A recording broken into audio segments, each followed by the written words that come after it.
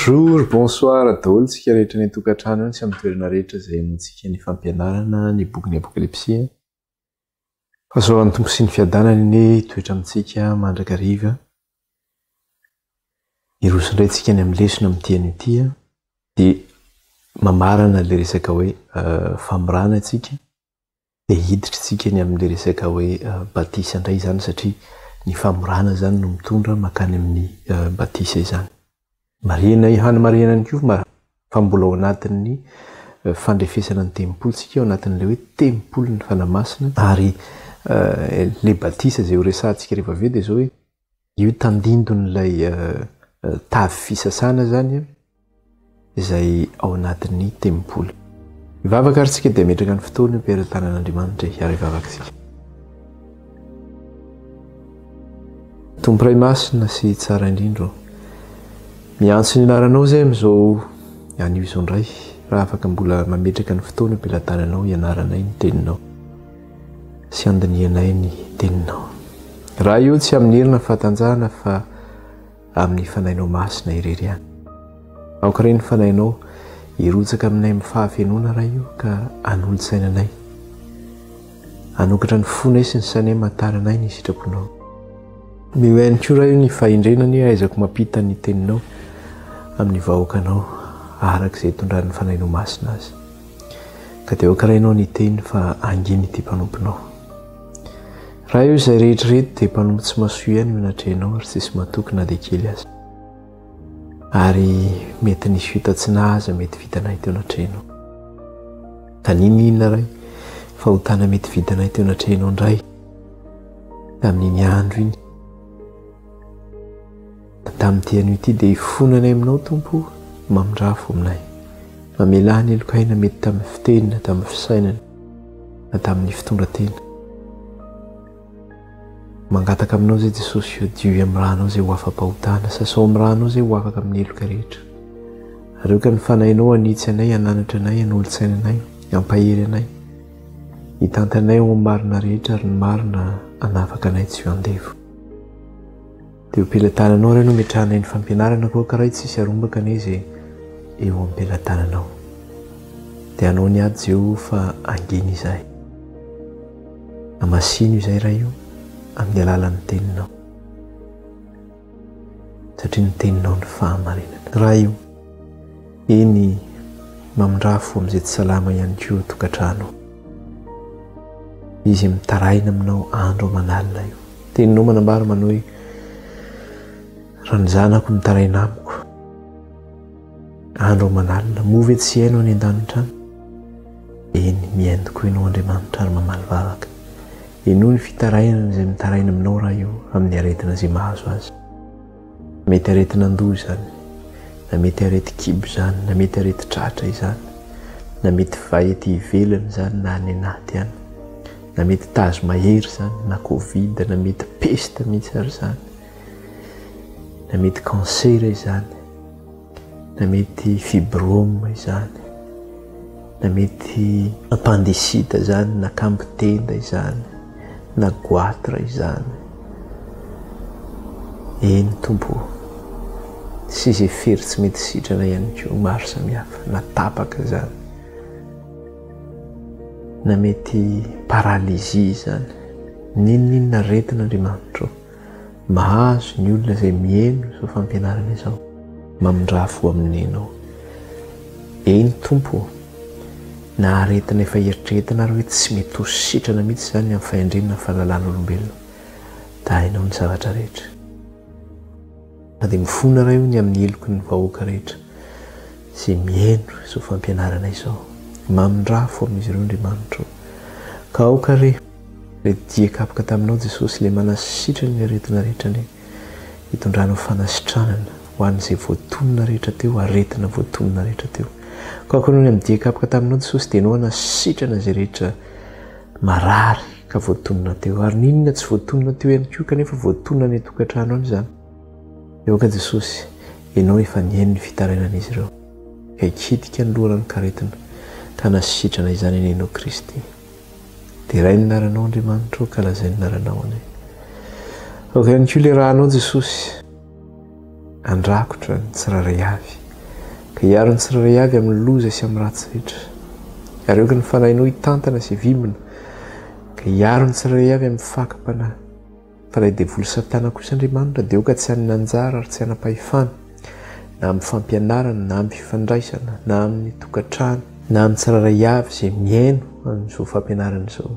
Inona sy ny devoly hoentina miasa ka hanakanana na hoentina mamiravirana ny tokantranony koa dia tsy manan-kery tsy manam-pahefana izany fa le vonona noho ny amin'ny raha ny zanak'ondry sy ny fofona ny Kristy lasa ny afo mandevona satana sy ny asany rehetra.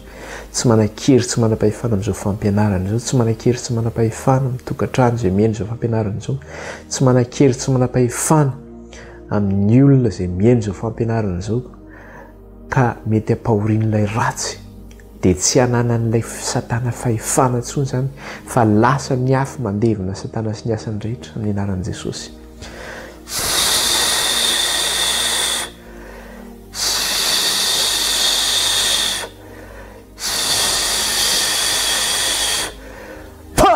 Ravy satana noho ny amin'ny rany zanak'ondry sy ny fofona ny Kristy tsy manan-kery tsy manam-pahefana amin'izay voalaza rehetra teo. Efa levo ny satana sy ny asany rehetra ny amin'ny rany zanak'ondry sy ny fofona ny Kristy. Raha misy an'Andriamanitra zavatra tsy voatony ny vavanay dia aoka Andriamanitra ny fanahinao omeny ny banga. Dia aoka Tompo eo am-pelantananao no metrahanay izao fampianarana izao ka tsy hanan'ilay ratsy fahefanana dia kely aza. Mitenena raha io aminay ianao amin'ity anio ty indray fa voninkaino izay mpanomponao. Eoka ny fanahinao mpianatra anay iray ny anaran'i Jesosy. Amen. Irosarotsika zavatra nyresantsika farany iny zany dia hoe le famorana zany dia zao hoe tsy ara-nofo intsony hoe ny filahiana no firana fa ny fo no firana zany. Dia misy teny atao amin'ny Romanina ato izay jerentsika kely. Romanina 2 ny andininy 7. Romanina 2 ny andininy 7 sy ny 8. Romanina 2 ny andininy 7 sy ny 8. Dia izao nivaky ny teny amin'ny anaran'i Jesosy. Fa tsy izay araka miseho no jiosy ary tsy izay miseho minofo no famorana fa izay araka ny miafina ny jiosy ary ny famorana dia amin'ny fo amin'ny fanahy fa tsy amin'ny soratra ny fiderana ireny tsy amin'ny olona tsy avy amin'ny olona fa avy amin'Andriamanitra. Ahoana izy izy? Fa tsy izay araka miseho no jiosy. Inona moa ilay hoe araka miseho?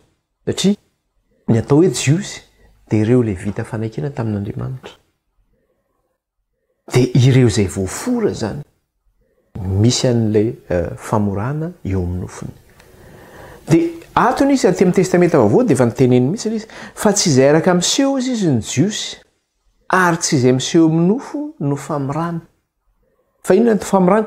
Fa izay araka ny miafina amin'ny jiosy ary ny famorana dia amin'ny fo amin'ny fanahy fa tsy amin'ny soratra ny fiderana ireny tsy avy amin'ny olona fa avy amin'Andriamanitra. Ny famorana ozy izy dia amin'inona? Amin'ny fo amin'ny fanahy. Zany hoe ny fanahy zany no miasa ao amin'ny fonao, izy no mandresy lahatra anao, anjaranao no manaiky zany, dia ny fanahy no miasa amin'izay mamolavolanao. Forain'ilay fanahy zany ny fonao, miova tanteraka zany ianao hifanaraka amin'ilay sitrapon'Andriamanitra izany. Satria ny zavatra misy raha mijery kely tsika eo ambony eo amin'ny andininy 520 ka hatramin'ny 720 dia inona ny zavatra nresahana eo? Dia izao no teneny hoe fa ny famorana ozy izy mahasoa tokoa raha maka toy ny lalàna ianao. Fa raha hampandika lalàna kosa ianao dia efa tonga toy ny tsy voafora na dia voafora aza. Zany hoe na nisy olona ara zany voafora ranofo kanefa nisy zany tsy nakatoy ny lalàna. Satria iteo amin'ny jiosy zany ianao raha ohatra hoe forana ianao dia ny dikan'izay dia hoe mila makatoy ny lalàna rehetra ianao. Kanefa zany ianao raha ohatra hoe forana fotsiny forana ny nofinao kanefa ianao tsy makatoy ny lalàna dia ohatran'ny inona zany ny toerana misy ianao? Ohatran'ny hoe olona tsy voafora ihany zany ny condition misy ianao. Dia toy izany koa izy amin'ny andininy 520 ary raha makatoy ny fitsipiky ny lalàna ny tsy voafora tsy atao isan'ny voafora va izy na dia tsy voafora aza. Zany hoe raha misy tsy voafora kanefa makatoy ny lalàna izy dia atao isan'ny voafora satria nahoana vavolombelona izy fa voasoratra ao anatiny ilay lalàn'Andriamanitra. sy eo an-tsaina izay mahatonga azy miteny eo amin'le andininy fa 8 manao hoe fa izay hiaraka miseho no jiosy fa tsy izay hiaraka miseho no jiosy ary tsy izay miseho minofo ny famorana fa izay hiaraka ny miafina no jiosy ary ny famorana dia mifo amin'ny fanahy fa tsy amin'ny soratra ny fiderana ireny tsy avy amin'ny olona fa avy amin'Andriamanitra zany hoe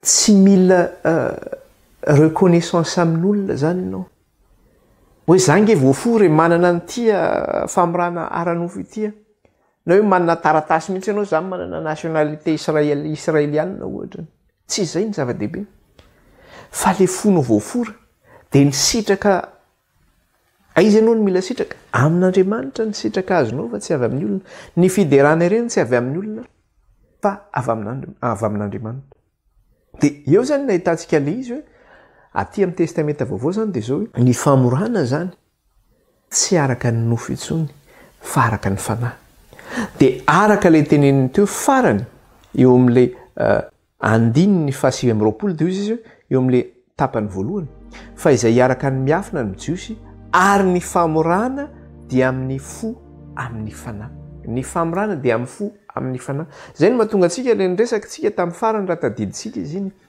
tamin'le tao amin'le Hébreu nyresaka le hoe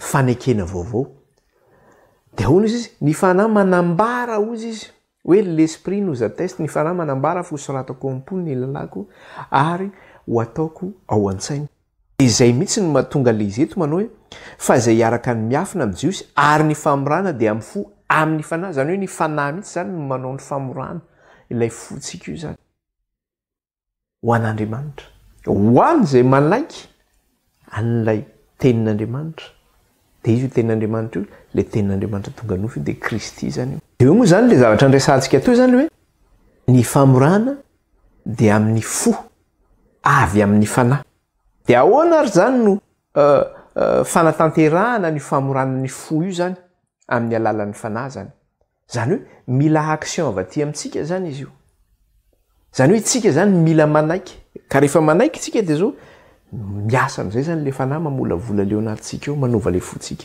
dia zao ny teneny aty amin'ny Romanina 10 eo akaiky eo ihany fa tsy lavitra Romanina 10 dia ny 9 sy ny 10 Romanina 10 dia ny 9 sy ny 10 amin'ny anaran'i Jesosy zao no voasoratra satria raha manaiky an' Jesosy ho tompo amin'ny vavanao ianao ary mino amin'ny fonao fa Andriamanitra efa nanangana azy tamin'ny maty dia hovonjena ianao averiko tsara le 9 satria raha manaiky an' Jesosy ho tompo amin'ny vavanao ianao ary mino amin'ny fonao fa Andriamanitra efa nanangana azy tamin'ny maty dia hovonjena ianao fa amin'ny fo no inona azahoana fahamarinana ary amin'ny vava no anakena azahoana fahamonjena ahoana izy amin'ny fo no inona azahoana fahamarinana zany hoe le fonao zany mila foraina zany io dia ahoana no mahatonga ny fonao voafora zany mila mino zany ianao manaiky zany amin'ny vava ozy izy araka le teneniny teo vakeko tsara 9 satria raha manaiky an' Jesosy ho tompo amin'ny vavanao ianao ary mino amin'ny fonao fa Andriamanitra efa nanangana azy tamin'ny maty dia hovonjena ianao zany hoe ekena amin'ny vava zany Jesosy dia inonao ihany koa izy amin'ny fonao fa Andriamanitra efa nanangana azy tamin'ny maty dia hovonjena ianao fa amin'ny fo no inona azahoana fahamarinana ary amin'ny vava no anakena azahoana fahamonjena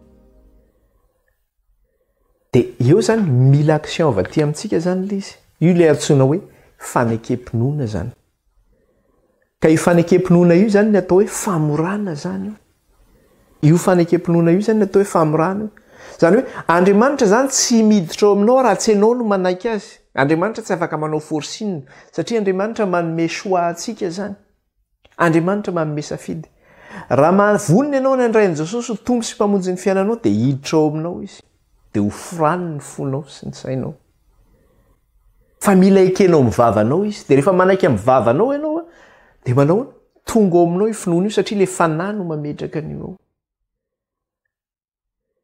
dia manasa antsika raha satria hoe arak'ilay teneny teo amin'ny 10 hoe amin'ny fo no inoana azahoana fahamarinana ary amin'ny vava no anekena azahoana famonjena. dia anaiky izany tsika amin'ny vavantsika an' Jesosy Tompo ary anambaro hoe mino aho fa Andriamanitra efa nanangana azy tamin'ny maty. Rehefa manaiky izany tsika dia manino dia rehefa manaiky amin'ny vava itsika dia mahazo famonjena ary rehefa mino amin'ny fo tsika dia manino mahazo fahamarinana. dia teny ary tsika mba averiny miaraka amiko angezay za manaiky an' Jesosy Tompo amin'ny vavako, za manaiky an' Jesosy Tompo amin'ny vavako ary mino aho fa Andriamanitra efa nanangana azy tamin'ny maty. Raha manara-mamerina an'izay ianao dia manao fanekem-pinoana zany ianao amin'Andriamanitra, mampiditra an' Jesosy ho tombo sy mpamonjy ny fiainanao, manaiky ho forahan'i Kristy ny fonao amin'ny alalan'ny fanahy masina dia hitoetra ho aminy izy ary izy ho Andriamanitra ao ary ianao olona. Ataovy ange zay za manaiky an' Jesosy Tompo amin'ny vavako ary mino aho fa Andriamanitra efa nanangana azy tamin'ny maty. Averiko tsara.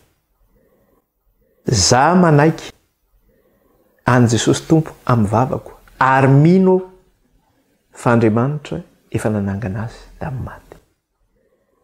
Raha naverintsika zay dia nandray an' Jesosy Tompontsika ho tombo sy mpamonjy ny fiainantsika, nanao fanekem-pinoana antsika, napiditra an' Jesosy tao am-pontsika hitoeran'ilay fanan'Andriamanitra ao anatintsika. Farany ho an'izay mbola tara, mbola zao ny fotoana, raha voninareo ny andray an' Jesosy ho tombo sy mpamonjy ny fiainanareo dia avereno ange ilay teneniko teo. Tsy teniko io fa tenin'ny soratra masina dia verenako ilay izy dia mba manaraka anareo. Tatrozina hoe mety tsy dia tadidiko tsara ilay izy. Ndao ary za manaiky an' Jesosy Tompo amin'ny vavako ary mino aho fa Andriamanitra efa nanangana azy tamin'ny maty. Raha nanao an'izay zany tsika dia zao, satria nanaiky tamin'ny vavantsika dia mahazo famonjena, satria nino tamin'ny fotsika dia nahazo fahamarinana. Dia rehefa ilay nahazo fahamarinana dia io ilay hoe voasoratra ao am-ponao ny lalànao sy voasoratra ao an-tsaina, satria ny fanahy masina no manino no manamarina izany. Dia mentsika voninahitra ny tompo fa raha nanao an'izay zany tsika dia nanao tonga tempolo ny fanahy masina tsika amin'izay fotoana zay, hitoeran'ilay fahamarinana tsika amin'izay fotoana zay, tanteraka amintsika ilay hoe fanamarinana amin'ny finoana fa tsy fanamarinana amin'ny asa. Dia asan'ny fanahy zay zavatra zay dia mamerina antsika zany ilay izy amin'ilay tempolo ny fanahy masina, manao hoe tonga tempolo ny fanahy masina tsika zany, hitoeran'ny fahamarinana, hitoeran'Andriamanitra, satria Jesosy Kristy sy Andriamanitra mitoetra ao anatintsika. Dia io famorana io nefa izay nataontsika io tsy hoe mijanona famorana io fa ahoana izy? Ny famorana dia mitondra antsika ho amin'ny batisa zany, satria rehefa mino zany ianao dia io finoanao io le fanahy masina mitoetra ao anatinao, satria rehefa nino nareo no nasiana ny tombo-kasen'ny fanahy masina, io finoanao io zany tsy maintsy mitondra anao amin'ny batisa io fa tsy hanakana anao tsy handeha any amin'ny batisa. Mitondra anao zany io tsy maintsy makany amin'ilay batisa. Ary sitry zao ilay tenin'ny soratra masina ao Marka 4:2. Raisitsika zay Marka 4:2 dia ny 4:2. Marka 4:2 dia ny 4:2. Ahoana izy? Izay mino sy atao batisa no vonjena, fa izay tsy mety mino no elohina. Izany hoe ilay finoana io zany dia zao mitaky asa ihany koa zany izy io, satria mitondra antsika zany ny teny soratra masina dia milaza manao hoe ny finoana tsy arahan'asa izy dia zava-poana. Zany hoe rehefa mino zany ianao dia manatanteraka izay lazain'ny fanahy anao. Dia hoy izy manao hoe izay mino sy atao batisa no ovonjena rehefa nino zany ianao nandray an' Jesosy ho tombo sy mpamonjy ny fiainanao de manahoana ny fanahy mitarika anao zany iroso amin'io batisa io satria tsy tanteraka zany ilay famonjenanao raha tsy miroso amin'io batisa io ianao satria le batisa zany de zao io no fahaterahana vaovao anao satria tonga zanak'Andriamanitra zany ianao efa lasa ny zavatra taloha indro tonga vaovao ankehitriny de le batisa iny zany fahaterahana vaovao anao iny zany tsy zereo nge aty amin'ny Galatiana zao ny teneniny Galatiana toko 7 andininy 4 Galatiana toko 7 de ny andininy 4 ka hatramin'ny 7 Galatiana toko 7 andininy 4 ka hatramin'ny 7 rehefa hitantsika de vakina amin'ny anaran'i Jesosy de zao nyvaky ny teny amin'ny anaran'i Kristy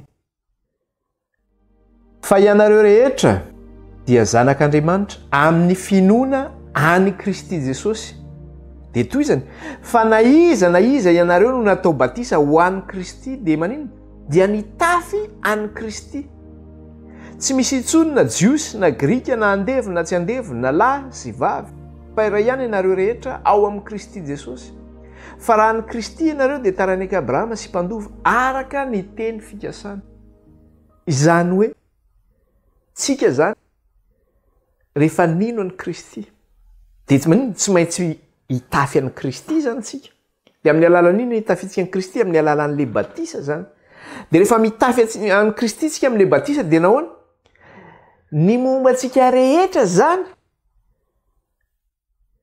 fiainatsika taloha rehetra zany de foana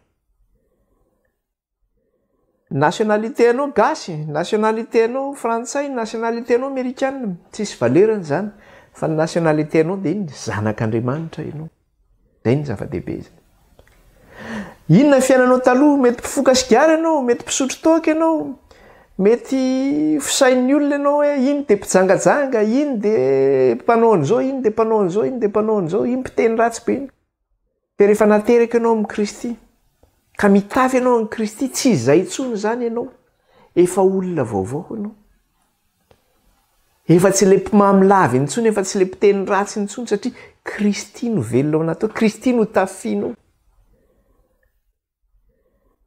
ary zay fiovana zay nefany Andriamanitra tsy niteny nanao hoe mila masina nareo de zay nareo vao raisiko zanako fa ny zavatra angatan'Andriamanitra amintsika de zao manaiky anareo amin'ny vava mino amin'ny fo rehefa mino an'izay de miasa amin'izay le fanamasina ao anatsika manovatsika il nous transforme zany de mba ahafahana hoe ho tanteraka le famonjenantsika zany le transformation antsika na le fanavaozana antsika de tsy maintsy miroso amin'le batisa tsika hitafitsika le fahamarinana tanteraka satria mitafy any Kristy tsika amin'izay fotoana zay zany hoe le finoana zany de mitondra makaiza mitondra ho amin'ny batisa hitafitsika any Kristy de amin'ny mahazanak'Andriamanitra antsika de zao raha nisy ny hoe zanak'Israely ara-nofo tsika zany tsy zanak'Israely ara-nofo tsika satria ny ara-nofo tsy mahavonjy fa ny ara-panahy no mahavonjy de tsika zanak'Israely ara-panahy araka le teneny teo amin'ny 9:20 manao hoe fa raha any Kristy ianareo de taranak'i Abrahama sy mpandova araka ny teny fikasana raha any Kristy ianareo de taranak'i Abrahama mpandova araka ny teny fikasana taranak'i Abrahama izy Israely fa tsy Israely ara-nofo tsika fa Israely ara-panahy tsika de tanteraka amin'io zany le famoranantsika zany amin'ny alalan'le batisa zany vita tanteraka zany le famoranantsika amin'ny alalan'ilay batisa ary io le voalaza any amin'ny testamenta taloha rehefa nanao fanekena tamin'ny Abrahama Andriamanitra de hoy izy Andriamanitra manao hoe ny lahy rehetra eo aminareo izy de hofrana fa hoana fanekena mandrak'izay zany ozy izy ka mahafanekena mandrak'izay azy de zao tanteraka le izy amin'ny alalan'i Jesosy Kristy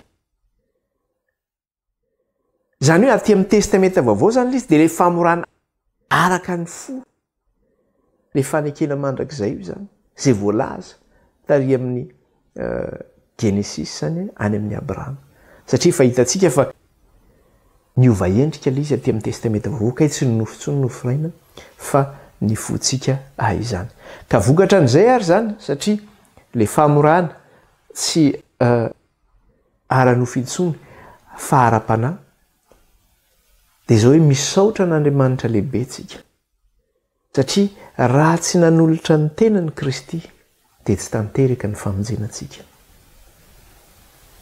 tsy nitoerana izany fahamarinana izany tsika fa noho ny famindram-pon'Andriamanitra dia tanteraka ny famonjenantsika jereo aty amin'ny Titosy aty izy miteny an'izay Titosy 2:9 Titosy 2:9 Timothée eny Titosy Titosy 2:9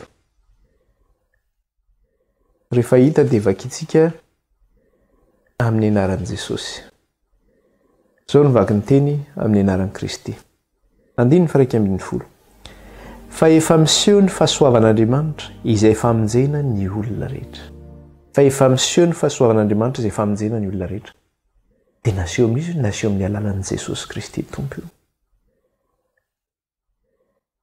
dia io moa le araka ilay tenin'Andriamanitra miteny manambara manao hoe efa nasehonareo izy ny mazava fa naleon'ny olona ny maizina ozy izy satria nahoana ratsy ny asana ozy izy kanefa le mazava naseho io le isym-piainana io ny azahoantsika famonjena zany dia safidy le izy zany efa miseho ny mazava ozy izy araka le teneny teo fa efa miseho ny fahasoavan'Andriamanitra izay famonjena ny olona rehetra fa efa miseho ny fahasoavan'Andriamanitra izay famonjena ny olona rehetra dia izy io Kristy io azahoantsika an'izay famonjena izay dia ho antsika zany dia zao izay efa nanaiky ny Kristy tamin'ny vavany dia efa nahazo famonjena izy izay nino tamin'ny fony fa Andriamanitra efa nanangana ny Kristy tamin'ny maty dia nanao hitoeran'ilay fahamarinan'Andriamanitra ho aminy ho soratanao am-pony ny lalàny ary ho ataon'Andriamanitra ohatrainy ny lalàn'Andriamanitra dia araka ny tenenina teo hoe ny famorana zany sy ny batisa zany dia tsy misaraka zany ireo faraizan'ireo satria le finoana zany no mitondra makany amin'ny batisa hijery ary tsika zany hiditra indray tsika zany lesona manaraka zany dia iresaka zany tsika ny amin'ny batisa satria avy eo amin'ny famorana dia mitondra makany amin'ny batisa zany le famorana dia iresaka ary tsika le batisa satria io resaka batisa io koa zany mbola tantara be io resaka batisa io hoe ahoana marina zany tena raha ohatra azy zany ka vonona zany ozy ianao mety mametraka fanontaniantsika za zany vonona nao batisa ozy izy ianao dia ahoana zany ny batisa za zo efa natao batisa za mbola kely dia efa natao batisa mety miteny amin'izany tsika ao koa ny sasany za zo efa lehibe efa nanao tany amin'ny fiangonana anisana efa nanao ka ahoana mbola tokony atao batisa ve za tsy tokony atao batisa fanontaniana mipetraka daholo zany fa alohan'ny hamalinan'izay dia zao mila fantaritsika aloha hoe inona moa no tena atao hoe batisa mety teny mantsika hoe za fa natao batisa zazakely araka ny tenena teo zany natao batisa olo-dehibe ny karazana fa raha tsy fantatsika ny tena hevitra n'le hoe batisa dia zava-poana ihany zany rehetra zany satria io ohatra n'le resaka le hoe famorana ny resantsika teo hoe famorana ara-nofo nefa tsy mitandrina lalàna dia ohatra ny olona tsy miforanga izy ohatr'izay ihany le izy dia ohatr'izay ihany koa raha vita batisa ianao nefa tsy fantatrao akory ny hevitra n'le hoe batisa na hoe inona marina ny tena hoe batisa dia zava-poana ihany koa le batisa natao tamintsika zany tsy misy valerana zay dia iresaka zany tsika ijeny hoe inona ny atao hoe batisa zany ho resantsika eto zany mikasika an'io batisa io iza ny olona izay tokony atao batisa zazakely ve sa olo-dehibe fanontaniana anankiray mipetraka koa zany mbola be dehibe koa zany fanontaniana zany manao hoe amin'ny anaran'iza no anaovana batisa atsika misy fiangonana be dehibe mitena zany amin'ny anaran'i Jesosy ve amin'ny anaran'ny Ray sy ny Zanaka sy ny fanamasina ve amin'ny anaran'ny Tompo ve zany fanontaniana mipetraka daholo dia ny zavatra malitsika anazy nefa dia zao dia tsika miverina foana amin'ny soratra masina hoe inona ny voalaza ny soratra masina satria mandrefy ny tempolo tsika dia eo amin'ny soratra masina no andrefesantsika azy hoe ao anatin'ny refy fe tsika samy voaka ny refy sa anisan'le mamindra faritany ve sa tsika samy janonao anatin'le faritanyny Jehovah sika le borna zany de ny zavatra misy anefa de zao satana tsy kely lalana satria eo zany ny zavatra anankiray de zao hoe rehefa manao batisa zany ianao voalazany soratra masina fa mbola jerentsika elo izy eo no miteny le hoe amin'ny anaran'i Jesosy no anaovana batisa na hoe amin'ny anaran'ny Ray sy ny Zanaka na fanamasina na hoe amin'ny alalan'ny Tompo fa satana tsy kely lalana satria nahoana Kristy de miteny manambara aminy hoe maro no avy amin'ny anarako izy izy ka ilaza hoe izao no Kristy ary maro no voafitana ozy izy zany hoe maro no voafitana zany ka raha ohatra zany ka ilay Kristy sandoko zay mbola zava-dehibe anankiray raha ohatra ka le Kristy sandoko nanaovana batisa anao de tadio fa tsy mahavonjy anao zay satria hitantsika teo sady le izy manao hoe teo amin'le Galatiana toko 7 andininy fainina am'roapolo ka hatramin'ny fahasimy am'roapolo de zao hoe izay natao batisa ho an'ny Kristy izy de maninona mitafy an'ny Kristy zany hoe le batisa ataonao io zany hitafiana ho an'ny Kristy zany io batisa io ka raha ohatra zany ka ilay Jesosy anaovana batisa anao diso le Jesosy io tsy araka ny soratra masina de fitafiana hafa zany fitafiana anaovanao na milazatsika zangy efa natao batisa mbola kely za efa natao batisa olo dehibe fa anisan'le fandrefesana ny tempolo koa ary mbola ianarantsika eto le izy hoe iza lay Jesosy Kristy le famantarana ao anatin'ny soratra masina iza io Jesosy io iza le Jesosy le hidiranao amin'ny tempoly le vavahady manao izao ny lalana sy fahamarinana ary fiainana iza le Jesosy natao sorona teo amin'ny altara lay zanak'ondry le rano nalatsaka teo iza io Jesosy io ve ny rano io Jesosy io ve ny nanadiovana anao ary io ny rano io Jesosy io ve no nyraisinao ho famonjenanao satria Jesosy de miteny izy tena mihitsy de miteny manao ao amin'ny soratra masina de milaza hoe ity zaza ity de famantarana iny famantarana ho lavina misy famantarana manambarany amin'ny Kristy io ary Kristy tenany mihitsy ary de nilaza manao hoe tokana ihany ny famantarana omenanareo izy de mbola iresaka ny famantarana io tsika mikasika le hoe fa Kristy de maty araka ny soratra masina nalevina araka ny soratra masina nitsangana araka ny soratra masina de mbola nitenany koa Kristy manao hoe fa tahaka ny toeran'ny Jona 3 andro 3 alina tao akibon'ny hazan-drano lehibe de tahak'izay koa ny toeran'ny zanak'olona atelonandro sy atelonalina ao akibon'ny tany famantarana zany zay ka raha io Jesosy zay anaovana batisanao io zany tsy nahazo an'izay famantarana izay kanefa io famantarana io be dehibe ny mandany io famantarana io be dehibe mihitsy mandany io famantarana nga Jesosy de voatery mahazo an'izany 3 andro 3 alina zany rehefa maty anay Jesosy de ampy zay de fa ao zay efa tratra zay fa mandrefy ny tempolontsika de mijery ao anaty refy fitsika zay ny zavatra resantsika tsika tsy hanendrika fivavaha hoe fiangonana mihitsy fa mandrefitsika hoe ahoana ny voalazan'ny soratra masina de raha itsika mahita izy hoe ao anatin'le refy tsika fa raha tsy ao anatin'le refy zany tsika de zao tsy vita ny famonjenantsika satria nahoana Jesosy hafa no tafitsika inona ny antony anaovana batisa atsika efa hitantsika ihany le izy tamin'le teny teo hoe zay minisy atao batisa no ovonjena nefa zany batisa zany de zao efa nisy zany tamin'ny androny Jaona mpanao batisa nisy zany tamin'ny androny Kristy nisy tamin'ny androny apôstôly amin'izao fotoana miainantsika zao de mbola misy ny batisa satria Andriamanitra zany mbola mamonjy Andriamanitra satria io no azahoana famonjena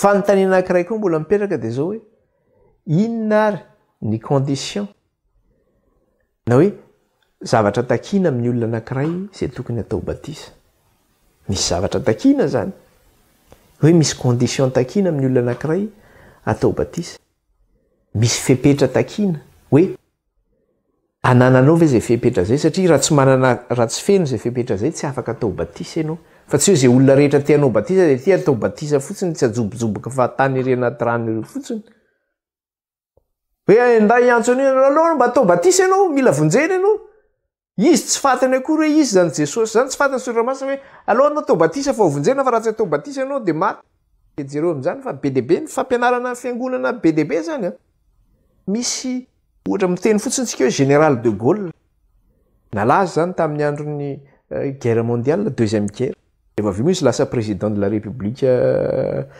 française zany fa général de Gaulle izy efa tamin'ny fahavelony nga izy nanaiky atao batisa zany fa rehefa maty izy niavany taty aoriana de zao natao batisa le avany io mba hamonjena any Charles de Gaulle hoe nanao batisa zany izy hoe satria tsy teo Charles de Gaulle natao batisa mba hamonjena ny fanahany de le olona natao batisa am'izay mba voavonjy Charles de Gaulle de manormal ve zany ahony zany zavatra zany zany ve condition anatin'le batisa daholo ve zany azo atao ve zany be deabe ny avanao maty eny tsy nanao batisa lozy anao mba hamonjy ny dadabe sy ry tonton sy ry anina nova anao batisa de ny sasany misy manao batisa impolo kely mihitsy batisa ho an'ny dadabe batisa ho an'ny bebe batisa ho an'ny tonton tantine izy daholo zany nefa tamin'ny fahavelony reny olo reny tena manao blasphème an'Andriamanitra misy manao blasphème mihitsy miteny ratsy manao tsinitsinina an'Andriamanitra de ataotao ohatr'izany fotsiny ve le izy zany de mba mametraka point d'interrogation sady tsika hono misy moa nefa momonina sady tsy hainareo zany tsy takatry ny sainareo zany ny takatry ny sainay de le refy aloha ny nareo zany any ivelan'ny refy any kosa aloha tsy hainay any fa ny anay leo anatin'ny refy ny anay zany de io ny refesina zany zao leo anatin'ny refin'ny tempolo io misy ve batisa samihafa ihany koa satria misy ny atao hoe batisa ny-jazakely misy ny atao hoe batisa n'olo-dehibe amin'ny karazana fiangonana zany ohatra ny fiangonan-dehibe zay misy zao ohatra ny hoe fiangonana katolika na ny protestante zazakely natao batisa alain'le mopera izy na alain'le pastera de alain'le rano kely amin'ny famarana iny de ararany kely eo amin'lohan'le zaza zay ny batisa any fiangonan-dehibe indray misy batistera reny ohatra karazana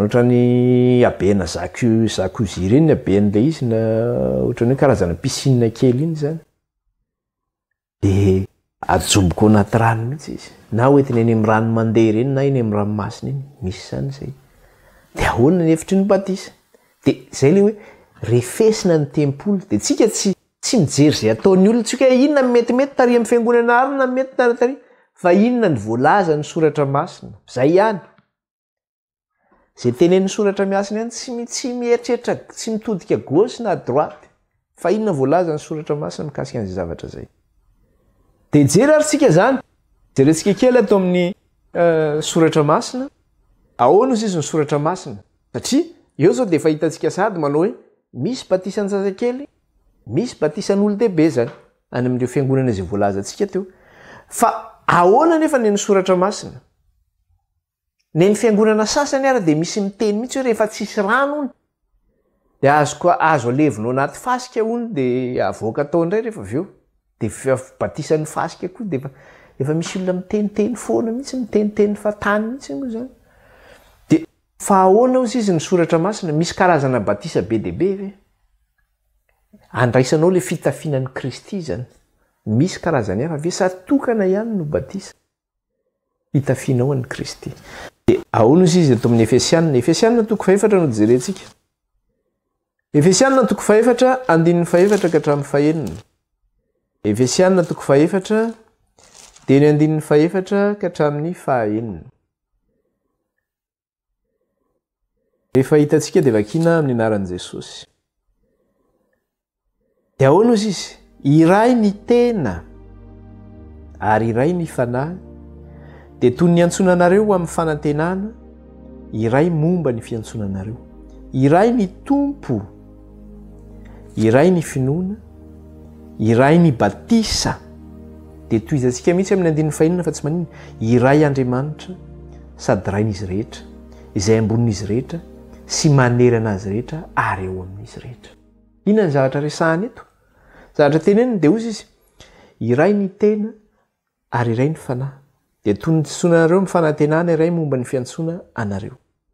Iray ny tompo, iray ny finoana, iray ny batisa, iray Andriamanitra. Jereo amin'izany, inona zany zavatra tenena ato? Finoana zany, finoana iray ihany, ny fanahy iray ihany, ny tompo iray ihany, ny batisa iray ihany, Andriamanitra iray ihany. Tahaka ny Andriamanitra tsy misy anankiroa fa ray ihany Andriamanitra, tokan'Andriamanitra. Tompo irakara ihany koa ny tompontsika, tompo tokana ny hoay aty, atra aty ka hodoria, dia Jesosy Kristy zanak'alahy. Jesosy ny tompo, fanahy iray ihany, finoana iray ihany. Dia tahaka ny mahafinoana iray sy maha-Andriamanitra iray sy ny tompo anankiray azy, iray ihany koa ny batisa. Iray ny batisa hozy izy.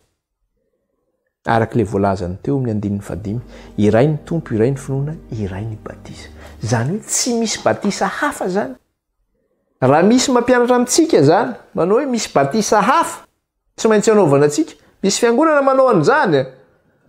Efa natao batisa zao izy, nandrain'i Jesosy ho tompo sy mpamonjy ny fiainana, nandray ny fitafian'i Kristy.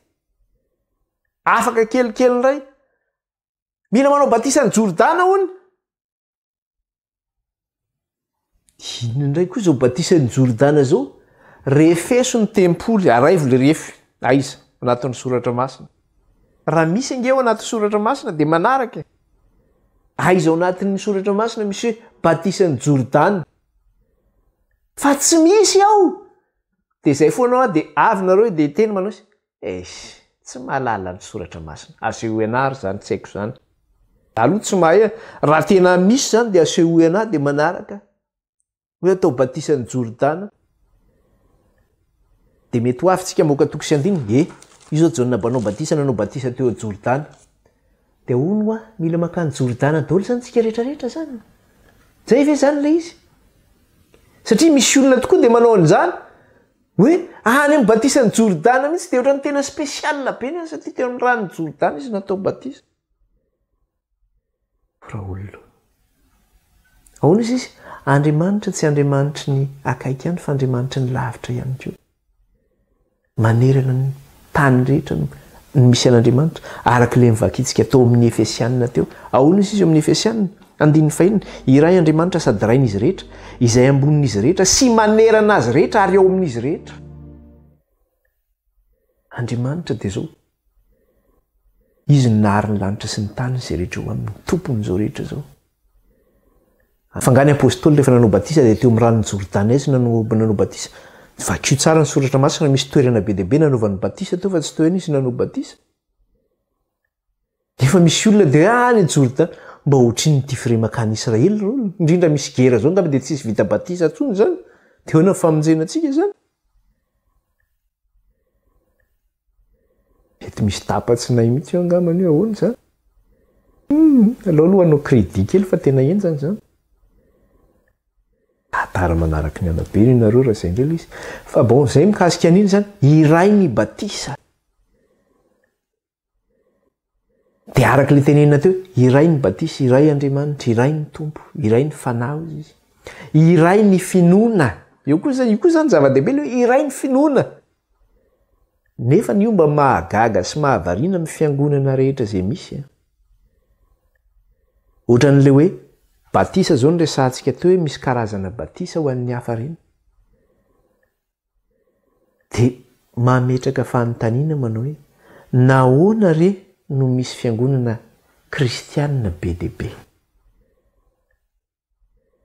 Manana ny dénomination ny anarany daholo izy rehetrarehetra ary tsy voaisa tsy tambo isaina intsony manerana an'izao tontolo izao. Ary le izy moa tena miainga avy any États-Unis no tena mitondra an'io zany le isaky ny ao anatin'ny minitra fa tsy haiko fa misy fiangonana mitsangana foana manerana an'izao tontolo izao zany. Na eto France io na any États-Unis io na iza misy fiangonana mitsangana zany. Ohatrany évangélisation, fiangonana évangélika amin'ny resaka kafe, amin'ny resaka tao zavatra tsy amin'ny tele ny tanao n'izany zavatra foroniko zany fa misy zany zara mba mametra-panontaniana ahoana ny apossible an'izany isaky ny minitra dia misy fa misy zany misy fiangonana mitsangana foana satria samy manao daholo ny olona zany samy miezaka manao iny daholo samy miezaka manao iny daholo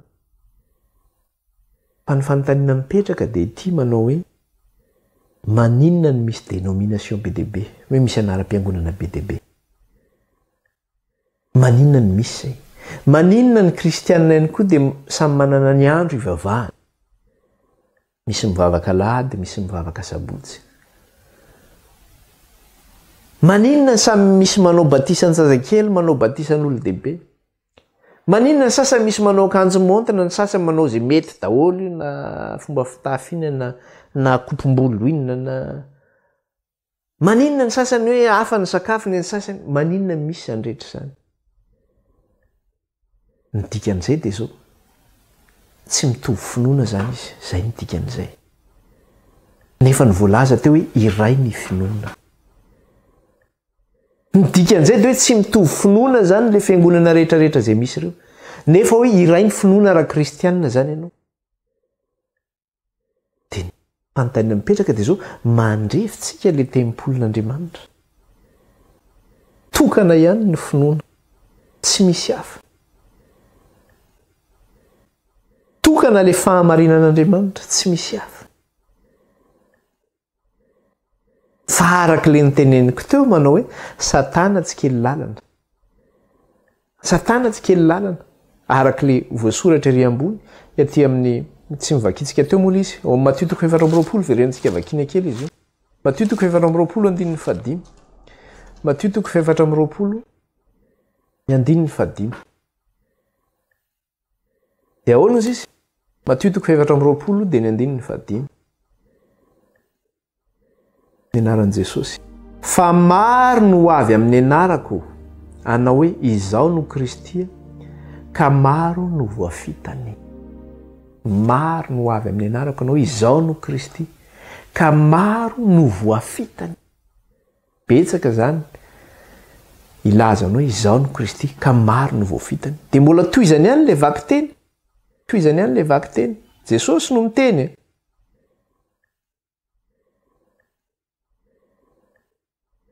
atao amin'ny andininy fa 4:20 dia ahoana izy fa izy Kristy sandoka sy mpaminany sandoka hitsangana ka haneo famantarana lehibe sy fahagagana ary azo ataona ny olom-boafidy aza dia ho fitahana izy Kristy sandoka sy mpaminany hitsangana hanao famantarana sy fahagagana izy ka na dia ny olom-boafidy aza dia ho fitahana zay mahatonga ny fiangonana be deaibe io tsy fantatra ohatrany hoe inona le tena misy aiza le tena marina ahoana aiza ny tany ale tsy mitsita tony dia inge mahatonga le ten'Andriamanitra manambara manao hoe jereo izy izy ery amin'ny tenam-bohitra ery miahaka ny ondro izy izy satria nahoana tsisy mpiandro izy izy satria nahoana ny mpiandro dia variana ny zavatra tsy any amin'ny resaka iny amin'le famindrana borina any amin'le famindrana fahafaritana mametraka didy sy lalàn'olombelona fa tsy le didin'Andriamanitra no apetraka mametraka le tradition n'olombelona fa le tsy didin'Andriamanitra no apetraka dia miahaka le ondry dia rehefa miahaka ny ondry dia feny fiangonana feno paritaka tsy fantatra ntsony hoe ahoana aiza ny tena marina n'ity zavatra ity anika na misy olona raha dia hivavaka marina dia lasa manana hésitation manana fisalasalana tsy hitako ihany ity zavatra ity dia zay mampiahaka le ondry dia manino dia mipetraka ny tokantrano ny olona fa tsisy aletsony reto raha tsisy atokisana na ny raiko inona no azo atao amin'ity zavatra ity moa zany fa dia zao zany le izy fa tanteraka le tenin'Andriamanitra faminanina ny amin'ny Isaia izy io rehefa nijerentsika foana izy teo verenantsika vakina kely izy io Isaia 4:1 Isaia 4 dia ny 1 jerentsika kely zay Isaia 4 ny 1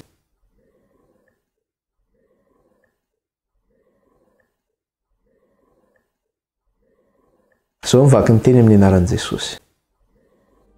Ary amin'izany andro izany dia isy vehivavy 7 hiazona lehilahy iray ka hanao hoe: ny anina ihany no haninay ary ny lambana ihany no tafianay, fa izao ihany no angatanay, aoko tononona amin'ny anaranao izay ka afao tondromaso.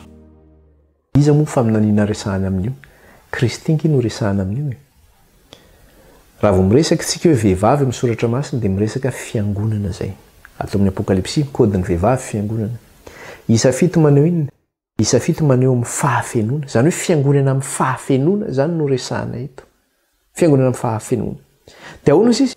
Ary amin'izany andro zany dia isy vehivavy 7 hiazona lehilahy iray ka hanao hoe. Zany hoe ny fiangonana rehetra zany izay fantatsika mihitsy dia hiazona lehilahy anankiray izy.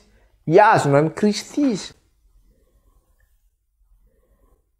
Ka hanao hoe ny anina ihany no haninay ary ny lambana ihany no tafianay. Zany hoe avy aloha zay hanao izay tianay atao e. Zao ny inonay hanimponanao, zao ny zavatra ataonay hanimponanao, zao ny didy hoentinay hanimponanao, zao ny andro hoentinay hivavahana aminao, zao ny batisa hoentinay hanaovana batisa ho anao. Ilaza izy amin'ilay lehilahy manao hoe ny anina ihany no haninay ary ny lambana ihany no tafianay, fa izao ihany no angatahanay, aoko tononona amin'ny anaranao izay ka afao tondromaso. Aoko izay tononona hoe kristianina. Azy esorony dia tena tononona kristianina tokoa izy. Kristianina daholo. Fa samy manao izay saim-patany eo daholo. Fa zao zany tsika mandrefy ny tempoly dia zao iverintsika amin'ny soratra masina hoe aiza le faritanin'Andriamanitra, aiza le refy mikasika an'izay zavatra zay. Ao anatin'le refy atsika sy tsy ao anatin'le refy dia ny soratra masina no entintsika mandrefy atsika. Ka izay vonona ny anaraka an'izay dia miroso izy eo amin'le refin'Andriamanitra zany. Dia tsy maintsy miverina amin'ny soratra masina tsika. Dia ao zany tondrahantsika an'le batisa hoe inona ary zany ny hevitra an'le batisa. Fa zao tapitra ny fotoanantsika fa amin'ny manaraka indray tsika zany manao ny lesona dia hiresaka tsika mikasika an'izay hoe hevitra ny batisa zay hoe inona moa ny hevitra ny batisa zany. Araka ny soratra masina. Ho jerentsika daholo zany mikasika an'io batisa io araka ny soratra masina, hiverenantsika amin'ilay hoe maridrefy. Hoe ao anaty refy atsika sa tsy ao anaty refy. Mivavaka isika hisaotra an'Andriamanitra. Jehovah'Andriamanitra raha io, mankalaza anao izay midery anao ary manome voninahitra anao. Eny mananatra avy ny anaranao izay rehetra amin'izao ka mandrakizay. Misaotra raha io fa tsy amin'ny herina fatanjahana fa mifanainao rery ihany. Ao karaha iny fanainao hiasa aminay ane, ahatanteraka ny sitraponao. Dia aoka ny fanainao efa hiasa amin'ireo vahoaka izay nandray anao tamin'ity ano ity. Nanaiky anao ho tompo sy mpamonjy ny fiainany. Nanaiky anao tamin'ny vavany izy Jesosy io ary nino fa Andriamanitra efa nanganao tamin'ny maty. Dia aoka ry Andriamanitra ianao no efa namora ny fony izy ireo. Dia raina mandrakizay ny anaranao tompo, karaha izay ny anaranao. Dia sorato am-pony tsiray avy ny lalànao ray ora tavy ao an-tsainy. Ary ho an'izay mbola misalasala dia aoka ny fanahinao no andresy lahatra azy. Dia raina mandrakizay ny anaranao raha io. Mana masinana ireny amin'ny teninao ny fahamarinana. Ny anaran'i Jesosy nandratanezany vavaka izany ray tao anatrainao. Alleluia. Amen. Dia manao velomantsika, tain'Andriamanitra ny antsika amin'ny fiainantsika andavanandro. Bye bye daholo.